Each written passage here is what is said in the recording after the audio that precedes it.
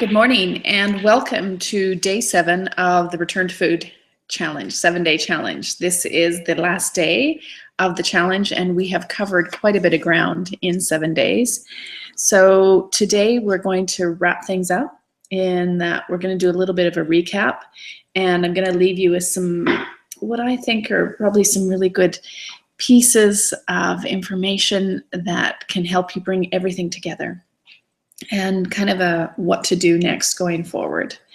So just to kind of, let's see what we covered through the week. On day 1, Monday, we talked about sugar, and we talked about how it was actually processed, and we talked about the lethal recipe, and that's basically the premise of how we're processing foods that's turning them into things that have actually had their nutrients depleted, their molecular structure changed, and from something that's your body can easily handle in nature to something that's toxic and addictive to the body. And the meditation that we covered was really talking about the sweetness of life. So how do we actually extract the sweetness of life without using food? So how can we actually bring that sweetness in? And there's many sources to have sweetness in life, food-wise, but there's also many sources that don't involve food. And when we can bring that beautiful sweetness into our life, sometimes often we don't need the food to actually bring that sweetness in. And it's all around us. We just need to look. Day 2 was about grains and how they're actually processed and put into everything. And then again, gluten's probably the biggest agent within grains that's creating problems within the body. And we talked a little bit about the genetic modification, how that might impact how we're eating, and the replace principle, how we can actually start to look at these different foods in our diet and come up with alternatives that are much more natural. And the meditation was around energy. So how do we extract energy internally? How do we actually generate energy internally? Rather than always looking to food to give us energy or stimulants, that kind of thing, that we can actually, through our thoughts and the feelings they generate, we can actually create beautiful energy within our body. So that was what day 2, Tuesday, was about. Day 3, Wednesday, is salt. So we talked about salt and how that's processed from something naturally occurring that has 84 minerals in it to something that's then processed to have 1 sodium chloride, and how that might impact the body. And the philosophy, the return to food philosophy we covered that day, was nature's principle and how nature tells us what it is we're meant to be eating by how easily it's obtained in nature. So that which is most abundant, we're meant to have most of, harder to obtain, we're meant to have less of it. And if you cannot get it in nature, not only do we not need it, it's harmful to the body and the planet. And unfortunately, the reason why we have the Return to Food 7-Day Challenge and why we need something like this in most of our lives is because most people now are extracting most of their food from that third category, something we could not possibly obtain in nature. So the meditation was about preservation. Salt's often used throughout history, has been used for a preservative to keep food. And the meditation was more about how do we actually create self-preservation within ourselves? You know, how do we actually internally generate that strength and that calm to create that groundedness when things around us become a little bit unsettled. And day 4, Thursday, was about oils and how oils are actually processed, again, using toxic chemicals, bleach, caustic soda, phosphoric acid, acid-treated activated clays, some heptane and hexane, some pretty nasty stuff, and how that impacts the oils and then how that impacts the body. And the philosophy we covered was the consumption concept. And the consumption concept is basically telling us that if we had to source these things in nature, we would be eating completely different to how we were. If we were to extract an oil, which is hard to do in the first place, there's no way we would subject it to all these different treatments to keep it alive. It'd be, one, impossible, but incongruous. Why would you do it? So the consumption concept is really useful in getting our head around what it is we're meant to be eating. And it's also incredibly valuable in not being manipulated by marketing and fancy science, because what I found in the 24 plus years that I've been working in this area is that when you use nature's principle and the consumption concept, there may not be the science. This is a really important part. There may not be the science to support you in making your decisions. So when they first started processing oils, there wasn't the science to say how harmful they were, because why would they come up with that? There wasn't, it wasn't in the food system. So there were people, though, at that time who looked at it and got, that's kind of crazy. That's nuts. Why would you do that to an oil? And that can't be good for you, exposing it to all those chemicals and taking out all the nutrients. And they stood their ground and said, not doing that, not participating in that. At that time, in the scientific nutrition world, they would have been considered quacks, right? But now, 30 years on, 40, 50 years on, these foods are all over our food system. And it's now happening where the science is coming out to prove it. But the problem is that we've had that in our food system for decades, and it's been making people sick for decades, and getting it out is incredibly complex. Whereas if people had just trusted their judgment, and really thought about it, like I spoke to you about that man from Crisco in that module, there's no way you would have put that into your body. There's a wonderful quote from Schopenhauer that says, all great truths pass through 3 phases. First, they're ridiculed. Second, they are violently opposed. And third, they're declared self-evident. And I think this is kind of what's happening with the nutrition and the information that's coming out, is when you first challenge the status quo, it's called a conspiracy theory. I call it an unpopular theory. And people are like, they dismiss you. But then when you challenge something that destabilizes the status quo, so the billions of dollars that's invested in the sugar, salt, oil, dairy, soy industry, you get violently opposed by the people who don't want their livelihood or their businesses or their industries to be affected, not to mention toppled, right? And then after there's a certain mass awareness, like it becomes, obvious. Oh, that's self-evident, right? Of course, if you process the oils with all those things, it's going to make it awful and render it unhealthy. Of course, if you take all the healthy bits out of the flour and you put it into everything and you genetically modify it and you gas it and grow it with chemicals and all this kind of stuff, and treat it poorly, that it's going to become problematic in the body. Of course, if you put 6,000 chemicals into the food system, it's going to create a problem, and millions of pounds of these chemicals into the food system, it's going to create a problem. So there is this phase, and I believe that Return to Food, the philosophies really help people understand that self-evident part. So it's kind of like, oh, gee, why didn't I think of that? So day 5 Friday was all about chemicals and the fact that we're having literally thousands of them and millions of pounds in our food, and how they help us to eat. They fool the brain into thinking that this is something we should be eating, with the flavor compounds, with their aroma and the colors that they put into highly processed food, right? So if we found that food without any of those things, just like dirt, if we've picked up dirt, we'd spit it out because it would taste horrible because it's been horribly processed. But what they'll do is they'll put color, flavor, aroma compounds in it, and addictive substances like MSG, so that the body's actually going, it's sending all our signals are coming alive, and we're remembering the addictive feelings of when we're eating something. So the philosophy we covered on Friday was we're meant to eat together. So really stressing the social context in which we eat a meal is as powerful as what we're eating.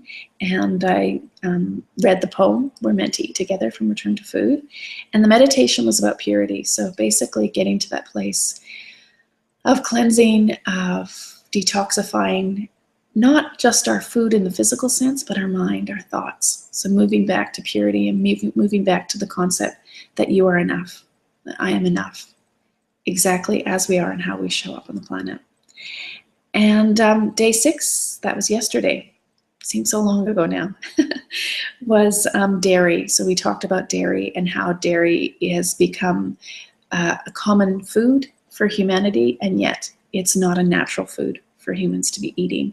It's actually quite unnatural. And even more so is the way we're actually eating it, the pasteurization, the homogenization, and all the nasty things that they're doing to it. Definitely is something to look at, to start eliminating from your diet. And if the very least, drastically reducing and having very pure sources of it. And the philosophy that was put up there is pick your poisons. And pick your poisons is based on the concept that every society has toxic things that they smoked or drank that altered kind of their mood and their state and their awareness for a bit of pleasure, that gave them a natural high, but they were natural versions. And so if you are going to have something that you want that's going to alter you in some way, you want to make sure that it's the most natural, purest version that you can actually have, and pure not in the refined state, pure in the natural state, okay? And to limit that so you're not having a little bit of this poison, a little bit of this poison, a little bit of this poison, so you want to be aware of the accumulative effect. And the meditation was all about a natural high, so learning how to generate that high within us, so we don't need to get substances to have that. And there's lots of ways we can actually internally generate it. So today is Sunday, and Sunday is about soy, and soy is one of those foods that is, again, it's in everything. It's not a food that humans were actually meant to eat. And this is really important for us to understand, is that as a species, when people intuitively knew what to eat, they would listen to their body. And we've stopped doing that. So if you ate soy in nature, you would have gas and bloating. Even in natural soy, you would. It does that to the body. And as the Chinese knew that it was green manure. So this was a plant that was not meant for human consumption, but if you put it into the soil, it fixed the nitrogen into the soil and helped other things grow really well. So just because a plant has nutrients in it, one, doesn't mean that it is actually meant for human consumption. Yeah, that's it, number one. Okay, so the meditation for today is really about hormone balance, because soy really messes with your hormones, and particularly in large consumptions. And then as it's refined, it's going to have even more toxic effects on the body. And we're going to move into that place of love, of service, of taking care of ourselves.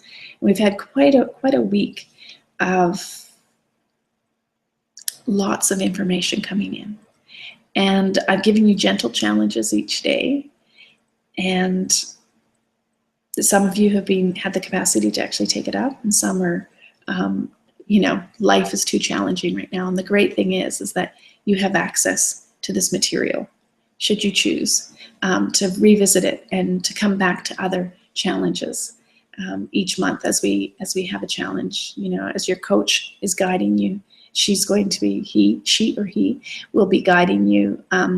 Each month they'll be taking on a challenge, and you can become part of this community that's always coming back to this information. Because what I find is that it's one thing to learn it in a week, but to apply it over a lifetime, it really does take community.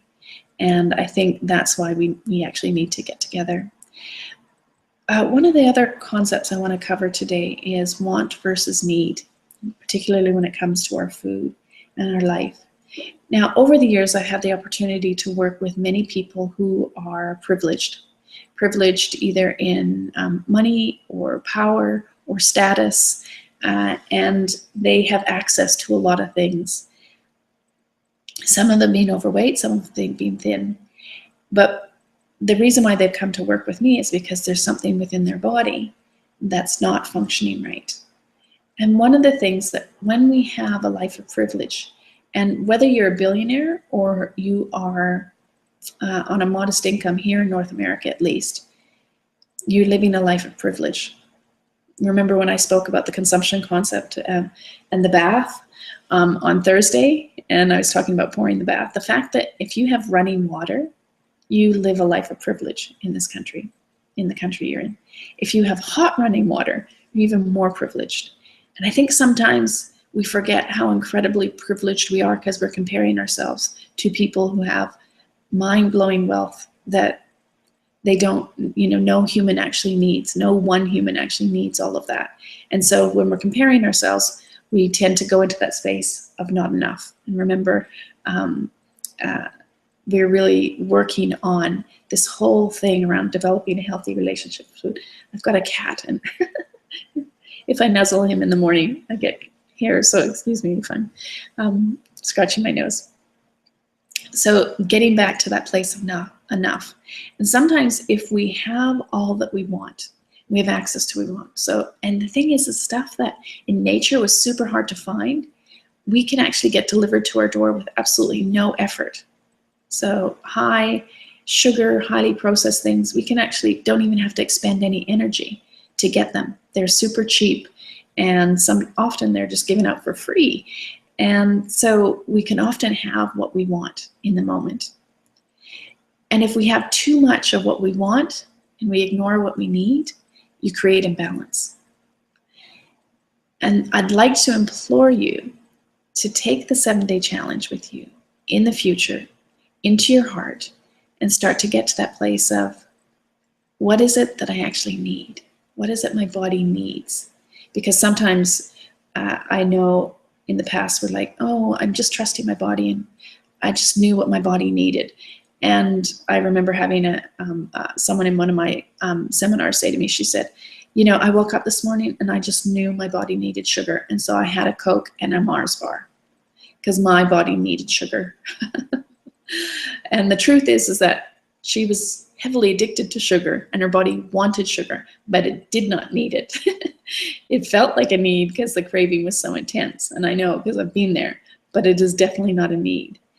And so I just want you to go forward and think about how much of what my food choices are about me actually needing this because my body needs the nutrients from it to do the job to nourish, energize, and protect it?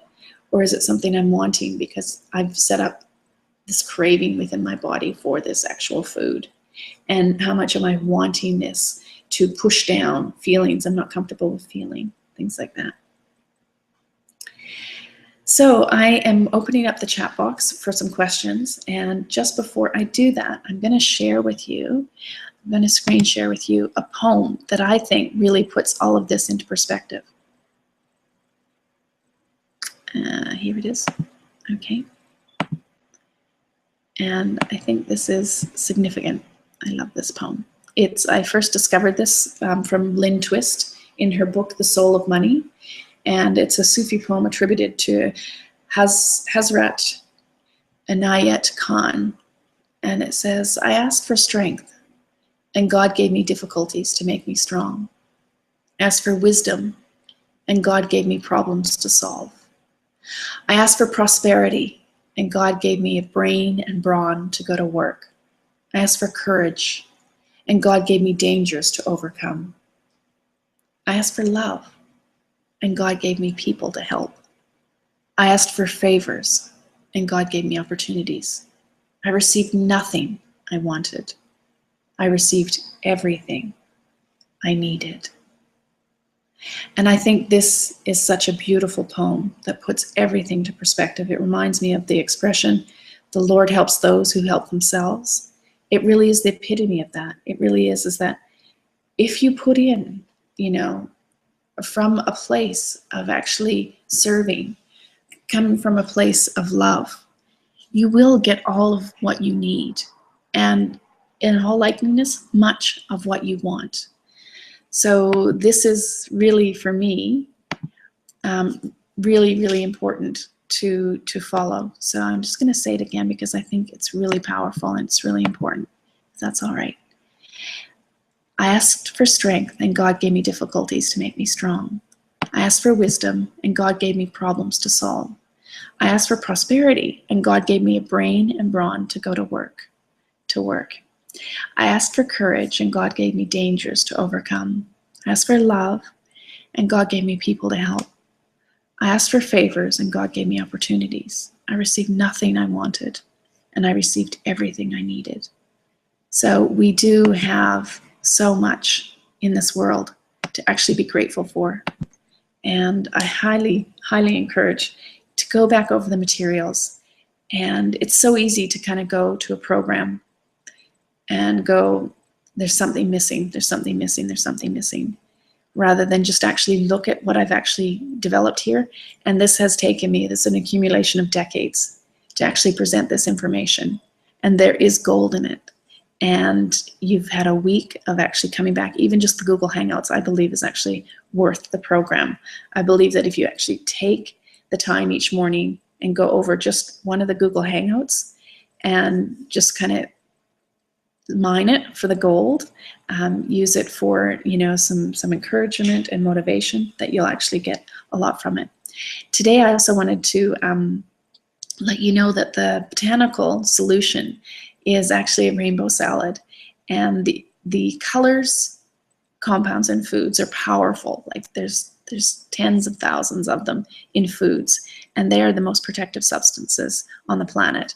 And between the color, flavor, and aroma compounds, the vitamins, minerals, the micronutrients, the fiber that's cleaning your body, that salad is an awesome way to start a detoxifying process from all of the lethal recipe that's in our body. So although it's not an elixir, it's not a juice, it's not something we would typically think as a cleansing agent, food is actually the most powerful cleansing agent. Food and spring water is the most powerful cleansing agents for your body. So going forward, that's the best thing. Well, if I don't have any questions, I've really covered what it is that I wanted to share with you today. And I think, the Uber rice bowl is the recipe for today. This is one of my favorite recipes. It's a great comfort kind of food. The concept we're covering in the philosophy is hypernourishment, and basically looking at how we actually nourish our body. There's 4 quadrants in which that impact our nourishment. So if you actually divide the physical, mental, emotional, and spiritual, in each of those areas, there's quadrants of being nourished or toxic, being deficient, and being hypernourished. Okay, so if you look at the quadrant in the video that I'm showing you, we need to start to look at our sources of nourishment and seeing where are we actually toxic, where are we actually malnourished, and looking at each of those areas. So definitely we can start to look at the lethal recipe now. You can look at sugars, grains, oils, salts, chemicals, soy, dairy. Where are we having those toxins brought in, and how are they malnourishing the body? Because if you're eating a lot of that food that has the nutrients depleted from it, your body is definitely going to be malnourished. So you're eating a volume of food, you think you're getting what you're needing, particularly because it's all marketed as well, and you're actually deficient. So we need to start to move into how do we actually nourish ourselves, and then how do we hyper-nourish ourselves. So hyper as in beyond 3 dimensions, not hyper as in hyperactive. Okay, it's going to covering all the 4 dimensions of our nourishment. And so looking through our life, where are we getting information, relationships, conversations that are toxic? I'm not talking about moving people out of your life dramatically. I'm saying stop participating in negative conversations that will actually bring you down, right? That will weaken you, and start to engage in topics that will make you stronger. And there's a wonderful expression that says, small minds discuss people, average minds discuss events, and great minds discuss ideas. And so you can actually be sharing this information with other people as a great mind, to actually share ideas, to start conversations around it. And I had one or 2 last things that I wanted to share with you. It's just kind of escaping me right now. I'm off to my version of church on Sunday morning is a hot yoga class that I have at 8 a.m., which this Google Hangout is getting me set up to actually go and do. And thus, again, the no makeup, the coming before you natural. I guess the thing that I want to say to you going forward is to just say thank you, to congratulate you for participating in this to the level that you were able to. Hopefully we'll see you on another challenge where you can share, more of your experience, how the 7-day challenge has actually helped you in your life, what things you've actually learned from it, what changes have you made. Love to hear your shares on Facebook, and to know going forward that this information is here for you. Now that you've learned it, it's actually in you. And believe it or not, even though you may not be able to bring it back immediately and quote it verbatim, it's actually in you. Once you know, once you've heard it, you can't unhear it. It's actually in there. You can suppress it down and push it down with the lethal recipe, but it's in there. And so to go forward, to be kind to yourself, very important throughout the process, to actually be loving and kind. Stop measuring, weighing, judging, shooting on yourself, to actually really come from that beautiful place of self-love. Because I promise you, when it comes to making changes around our food, love is way more powerful than self-loathing, way more powerful, as far as creating lasting changes that truly benefit you, your body, your community, and your planet. It's been an absolute honor working with you this week and sharing this information with you. It's been a delight getting up at the hour to get ready to do the Google Hangout. Never thought it would, even though I was very nervous for each one. And it's been a gift. So thank you very much. I hope you have a wonderful Sunday going forward. And I look forward to hearing your comments and your feedback in the Facebook page. Thank you so much. Lots of love.